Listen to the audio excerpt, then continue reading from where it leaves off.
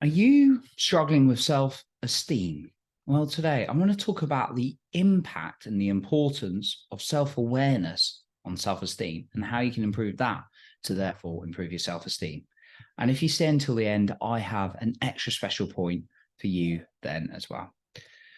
In my life, I've had some really poor moments of self-esteem, like really hating myself. And my self-esteem, which is how much you like yourself, was based on how well I was doing, how well I was achieving. If I did well in a football game, for example, when I was younger, great, okay, I'm okay. If I did terrible, I'm a terrible human being, I'm useless, I'm pathetic, all these kind of things I was saying to myself, right? And it's kind of been it was like an on and off challenge for many years. And some of the mental abuse I used to give myself was horrendous. I really didn't like myself. And I wasn't even conscious to it. Sometimes these horrible words would come into my head to myself, and I didn't know where it came from.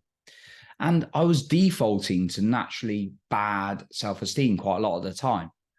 And that's because I didn't have a self-awareness of what was going on, my psychology, the ongoing thought processes consciously and subconsciously going on. And when I wasn't aware, I therefore wouldn't be as effective to change my self-esteem. Now, the reason is because there's a lot of things and beliefs and we're not conscious to them. And therefore, when we become more conscious, we've got more of an ability to change these beliefs, particularly the beliefs we have about ourselves. Now, how is that helping you by just letting yourself go on what's known as autopilot, just going through day to day and having a negative relationship and then wondering why you haven't got a good relationship with yourself, but you're not changing anything? Well, if you're anything like me, I had a pretty rough relationship myself. And when you have a bad relationship with yourself, how can you expect other people to truly love you as well? So let's go through a few practices you can start using to increase your self-awareness. The first one is make sure you find some time to just be with yourself in silence. Not an audio book, not a podcast, as much as I admire you listening to this. Not a YouTube video, not music. I might have said that already. Just you and yourself, just in silence, whether that's a walk. I like to go for a walk and then sit down in like nature, or just sitting with yourself somewhere quietly, ideally. Just sit with yourself, because then you can start hearing yourself think. You can start connecting yourself more. Don't be going on your phone. No, take your phone away, move your phone away, or turn it off if it's in your pocket. Just sit with yourself in silence, because that's going to create an awareness and understand your thoughts. Now, a lot of us hate being with ourselves alone with our thoughts.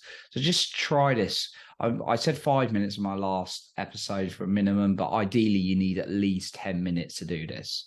So 10 minutes minimum, ideally 15 to 20 if you can, every single day. Sit with yourself in silence to just see what's coming up, because when you can do that, you can start recognizing what's actually going on in the background of your thoughts as you go through day to day. The second one is then actually catching what some of those thoughts are. What are some of those like negative beliefs coming in? When you can start doing that, that's going to allow you to move forward. And actually, when you start catching them saying, is that really true, and questioning them, then that's going to transform your self-esteem, because you're going to actually be able to become more aware of the negatives, to therefore start questioning them, and then make sure you've got more positive. And then the third one is ask yourself some more empowering questions. When you start saying, what is awesome about me? What's great about me? What's incredible about me? What have I achieved today? Then you're going to get better quality answers. Now, it's going to be hard at first, but as you do anything, the more and more you do, the better you're going to get. Now, is it worth putting a little bit of practice into your self-esteem and your self-awareness, given the fact you're going to live with you for the rest of your life? I think so. And that's what I realized. So ask yourself good quality questions every single day as well on that aspect. And my final point for really increasing your self-awareness, it's a very simple one, and it's something I obviously encourage a lot, because I do it, is get yourself a coach. A coach can see blind spots. They can ask you questions. They can facilitate your thinking in a way you can't do yourself necessarily. Now, I'm not saying you shouldn't sit with yourself in silence and journal all these things. When you get a coach, it's particularly when they've got great experience in a certain area, they can start picking up some of your blind spots and things you're not even noticing. So therefore, your self-awareness will go up. So therefore, you know where to address to improve your self-esteem. So that's what I got for you today. I wanted to talk about the importance and impact of self-awareness on self-esteem. So I appreciate you for being here. You're improving other people's lives by being the best you. And remember, you are in control of your own self-esteem and confidence.